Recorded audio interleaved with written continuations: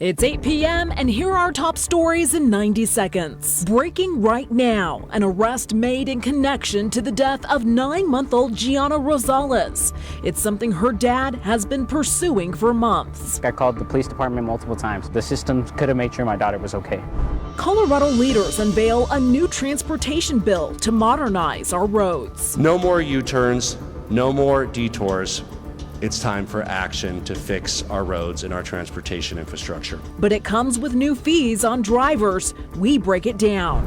While going after the foul ball, he collided with the fence head first, and it was pretty big collision. A 12-year-old boy receives 500 stitches after a nasty collision on the baseball field. And I knew I was going to have to treat him for shock because I knew he was going south.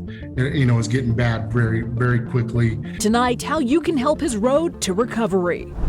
President Biden laying out a new phase of vaccinations, focusing on those 12 to 15 years old. We are ready to move immediately move to make about 20,000 pharmacy sites across the country ready to vaccinate those adolescents as soon as the FDA grants its okay. Plus, local mayors hear ideas on how to make housing more affordable in Colorado. This is a huge issue for employers that their employees can't afford to live here. Good Tuesday evening, and thank you for watching Denver7 News on Local 3. I'm Jessica Porter. We are following breaking news tonight at 8. Denver police have arrested a man in connection to the death of 9-month-old Gianna Rosales. Baby Gianna died back in August from blunt force injuries. Denver7 was the first to bring you her story. Today, Denver police arrested 21-year-old Kane Guillardo for investigation of first-degree murder. Guillardo was the boyfriend of Gianna's mother. A tense night in Loveland as its city council held its first meeting since 3 police officers resigned in connection to the arrest of Karen Gardner. Councilmember Bob Malloy and Councilmember Andrea Sampson are accusing Councilmember Don Overcash of using Gardner's arrest to push his idea of creating a community trust commission. That commission would look at how to rebuild trust in the community, but council members Malloy and Sampson say Overcash is using it as a ploy to vie for mayor. As of right now, no decisions have been made. 2 Denver police officers are suspended without pay for their actions during last summer's Black Lives Matter protests. Both officers are being suspended for using force against people who were ultimately deemed not to be threats. Former Minneapolis police officer Derek Chauvin is now asking for a new trial. His legal team says the publicity surrounding the trial was pervasive, and they are alleging there was jury misconduct. Chauvin was found guilty last month of second-degree murder, third-degree murder, and second-degree manslaughter in the death of George Floyd. He is expected to be sentenced by June. State lawmakers have unveiled their much-awaited transportation bill. Previous bills have failed both at the state capitol and at the ballot box. In the bill comes new fees on gasoline, diesel, ride-sharing services, retail orders, and electric vehicle registrations. A new fuel fee would start at 2 cents per gallon in mid-2022 and increase yearly up to 8 cents. Those added fees would raise about $3.8 billion over the next 11 years, along with $1.5 billion from the general fund. And by doing this, we can finally make progress in Colorado towards reducing traffic, fixing our roads, cleaner air, saving people money with electric vehicles and on vehicle registration fees, and on multimodal transit options for more Coloradans. The bill does have some Republican support right now. A first hearing date has not been decided yet. Today, President Biden revised his vaccine goals for the 4th of July, and it includes a plan for getting teenagers more access to vaccines. Here's ABC's Victor Oquendo with the president's plan. Tonight, in the race to vaccinate millions more Americans, the president is setting a new goal for the country by the 4th of July. Our goal by July 4th is to have 70% of adult Americans with at least one shot and 160 million Americans fully vaccinated. That means giving close to 100 million shots. The president is laying out a new phase of the vaccine push, first focusing on vaccinating 12 to 15-year-olds, with the FDA expected to give Pfizer the green light in the coming days. We are ready to move immediately move to make about 20,000 pharmacy sites across the country ready to vaccinate those adolescents as soon as the FDA grants it's okay. The White House also launching a new tool to help people find vaccines by texting their zip code or going to vaccines.gov. More vaccinations will go to rural communities to reach people with limited access, and there will be a shift from mass vaccination sites to smaller, more convenient locations. Now we're going to have to bring the vaccine to people who are less eager. About 32% of the country has been fully vaccinated, but demand has been falling. Vaccinations dropping by 2.28 million doses a day. There's obviously some vaccine hesitancy going on, and when they know the facts, I think it'll help get them out. ABC News Washington Post polling shows where vaccine hesitancy is highest. 44% of rural Americans and 37% of Republicans and conservatives alike say they probably won't get vaccinated. What we're trying to do is to dig deeper into the causes of this reluctance. Is it education? Is it religious?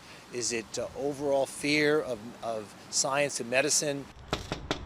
Across the country, teams are going door to door. I've just probably gonna wait. Many people are still on the fence about the vaccine. I've got other family, and some of them have got the shots. They've gotten a little bit sick from it and stuff, So I'm saying, is it worth it or not worth it? I really don't know. But millions of Americans have also seen the impact of COVID firsthand. I know my nephew had it. He almost died. That experience made the Combe family realize COVID could strike anyone. 3 generations overcoming their own hesitancy to get their vaccine together. I'm the biggest scary cat it is of getting a shot. I am the biggest baby. This is my son right here. He's my only child. And I need to be healthy and be around for him for the future to see what he's going to become. The FDA could give the green light for use of the Pfizer vaccine in 12 to 15-year-olds as early as this week. And Pfizer says that in September, it will seek FDA clearance for use of the vaccine in children ages 2 to 11. Victor Oquendo, ABC News, Miami. Victor, thank you. 100,000 fewer vaccines were administered in Colorado last week than the week before. 367,000 were given the week of April 18th compared to 259,000 the week of April 25th. Dr. Lisa Miller with the Colorado School of Public Health told Denver7 the drop does not come as a surprise. We got to keep in mind that we started this less than 5 months ago. So we're at the beginning of this vaccination campaign. And the first part of the vaccination campaign is mass vaccination.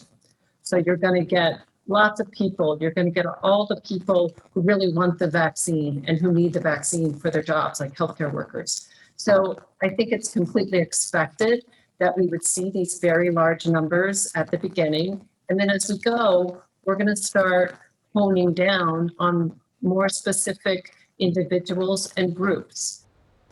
Dr. Miller says about 15% of Colorado's population wouldn't take the vaccine if you dropped it off at their doorstep. Otherwise, more than 2.5 million Coloradans have received at least 1 dose. Nearly 2 million are fully vaccinated. A traumatic injury on the baseball field for a 12-year-old Colorado boy. His hustle in a game cost him 500 stitches. Denver7's Addie Guajardo shows us his resilience and positive attitude as he recovers from his injury. The bat connected with the ball. And 12-year-old Chris, number 24, nicknamed Lefty. I thought it was still fair. Ran to make the catch. We saw him just run straight into the fence. Confusion quickly settled across the field. He actually picked up the ball, threw it back in, and then collapsed. Then panic.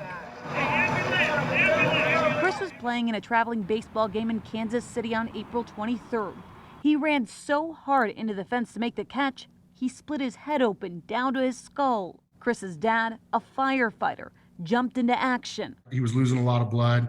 He was turning very pale, and his pulse was really fading. And I knew I was going to have to treat him for shock because I knew he was going south. His mom says a rainbow graced the field as the ambulance rushed Chris to the hospital. 500 stitches. I went through all 5 layers of my skin in my head. Chris went back to the game the next day to cheer on his team, the Salty Dogs. I've always wanted to be there for my team. A resilience. He's tough. He keeps us tough. And strength his family and friends admire. His courage and his attitude with it all has always been the smile, positivity. Some even compare him to an unstoppable mutant. Wolverine.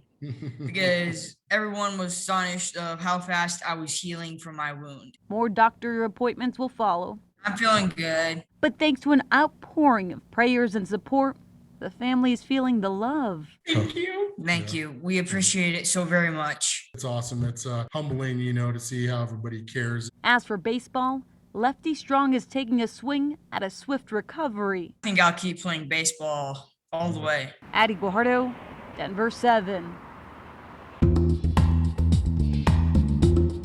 All of the things that used to be explicitly racist, the city then started doing implicitly through the zoning code. Dozens of mayors are using the lessons learned hundreds of miles away in Minneapolis to combat rising housing prices in Colorado. They're like triple the price of everything that they're scraping and putting up, and you're increasing the density and the traffic, and we're kind of at our breaking point. Just a few scattered showers around. We have some drier weather coming up, but then the next big storm. And coming up later, we introduce you to the man using metal to find his calling. We need more things to really, that we can identify with.